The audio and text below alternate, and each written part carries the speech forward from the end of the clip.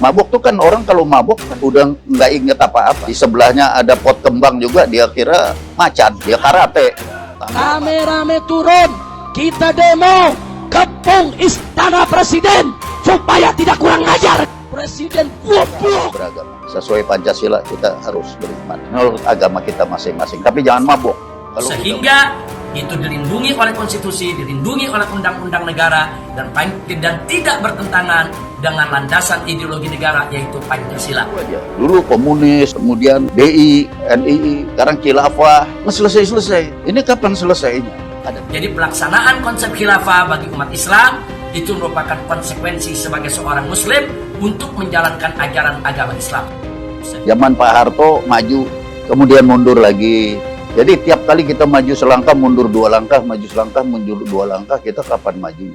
Bahwa Al-Khilafah adalah bagian daripada ajaran Islam. Ada tiga hal: stabilitas, yang kedua keamanan, ketiga kesejahteraan. Cuman itu. Dan ini tiga-tiga hanya bisa dicapai kalau kita konsisten. Kita nggak konsisten memegang fondamen kita. Jadi kita mau selalu dirobohkan fondamen, kan ganti rumah, Pak. Iya. Ini rumah Indonesia, fondamennya Pancasila. Kalau mau dirombak ya rumahnya aja, fondamennya kan. Ayo revolusi, sekarang juga. Ayo revolusi, sekarang juga. Ya direnovasi boleh, jangan pindah-pindah rumah. Kapan kita bisa mulai hidup? Gelombang manusia, gelombang rakyat, dan Sabang sampai Merauke akan melawan segala. Negara-negara itu juga pada memanfaatkan perubahan sampai dia maju. Kalau kita kan enggak, kita berubah tapi mundur. Negara Pancasila ini sudah final, tidak boleh dibicarakan lagi. Kalau ada yang keluar dari Pancasila, dari Undang-Undang Dasar 45, dari NKRI, dari kebinekaan kita, itu hal yang sangat fundamental sekali.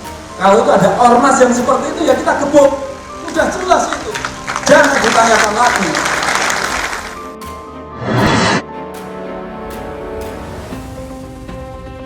Jenderal TNI Purnawirawan Profesor Dr. A.M. Hendro Priyono menyatakan dengan tegas bahwa apa yang dilakukan oleh Habib Rizik Syihab atau HRS beserta pengikutnya telah mengingkari Pancasila.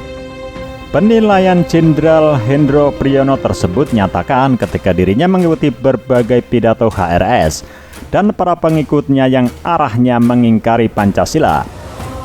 Bahwa konsep khilafah adalah merupakan bagian daripada ajaran agama Islam, dan ajaran agama Islam adalah ajaran yang dilindungi oleh konstitusi. Pengkhianat bangsa, pengkhianat negara, pengkhianat rakyat kamu, Jokowi. Bahwa Hizbut Tahrir merupakan ormas Islam yang menjadi korban kriminalisasi.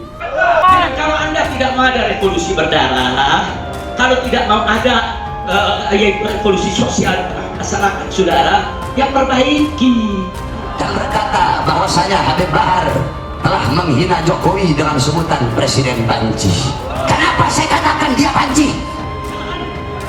Rame-rame turun, kita demo, kepung istana presiden supaya tidak kurang ajar. Presiden goblok. Hendro Priyono mengungkapkan apa yang dilakukan HRS beserta pengikutnya bertujuan untuk mengubah Indonesia menjadi negara syariah meski arahnya belum jelas. Dari berbagai pidatonya yang bersangkutan sendiri sama pengikut-pengikutnya, arahnya sudah ingkari Pancasila, ingin merubah syariah. Ingin merubah syariah, tapi menurut versi yang bersangkutan. Syariah, tapi menurut versi yang bersangkutan itu kan nggak jelas karena nggak ada contohnya. Negara khilafah ada contoh dulu, tapi dulu juga nggak sama yang dirumuskan mereka, Pak. Tapi tidak sama pungkasnya. Bahwa Al-Khilafah adalah bagian daripada ajaran Islam. Lebih lanjut, Hendro Priyono menekankan agar tetap berpegang teguh saja kepada Pancasila karena menurutnya yang terpenting adalah agar rakyat selamat dan sejahtera. Jangan balik mundur teruslah. Ya udah, Kita yang konsisten saja Pancasila, rakyat aman, rakyat selamat dan sejahtera, tegas Hendro Priyono. Begitupun dengan radikalisme. Menurutnya, tumbuh suburnya radikalisme karena masyarakat yang mabuk agama. Ada analis yang tepat kalau kita ngambil model analis sebatang pohon. Pohon itu bisa subur kalau ada akarnya. Akarnya ini kan ideologi, sehingga dia bisa menumbuhkan buah, daun-daun, batang, ranting. Ini organisasi. Daun-daun ini kan bisa kita jadikan model sebagai teroris. Jadi kalau teroris ini kita potong terus, capek kita. Dia akan patah tumbuh, hilang berganti. Kalau mau meniadakan teroris ini, akarnya dibuang, yaitu akar radikalisme. Radikalisme ini kan orang bosan dong.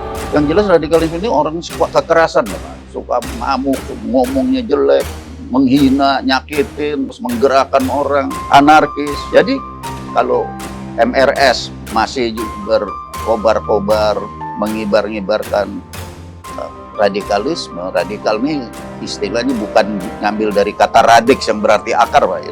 Radikal di sini konotasinya adalah yang menyukai kekerasan, yang jalan anarkis. Dan ini akar juga subur kalau tanahnya subur. Tanahnya subur, akar subur. Tanah yang subur untuk akar radikalisme menurut saya adalah masyarakat yang mabok agama. Kita berdua. Namun tentu saja, bukan berarti karena beragama jadi tidak Pancasila. Justru beragama sesuai dengan Pancasila, maka harus beriman, tapi tidak mabuk agama. Kita berdua kan dari kecil udah Islam rocot. Nenek moyang kita juga Islam.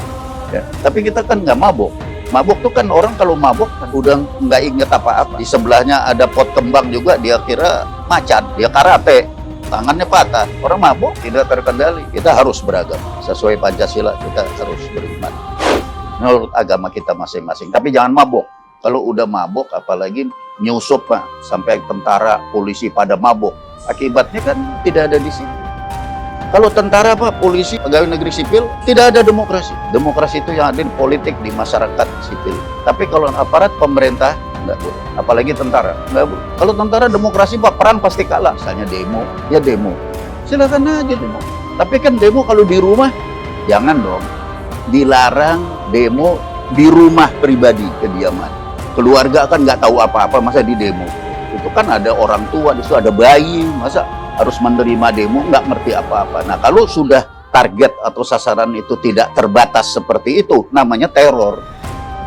Pokoknya kalau kita objektif itu artinya sasarannya. Kalau sasarannya orang yang tidak tahu apa-apa, apapun dia bilang, pelakunya teroris, bukan pahlawan. Pakai rumus apapun juga, kalau objeknya orang tidak tahu apa-apa, teroris, bukan pahlawan, teroris, bukan pahlawan.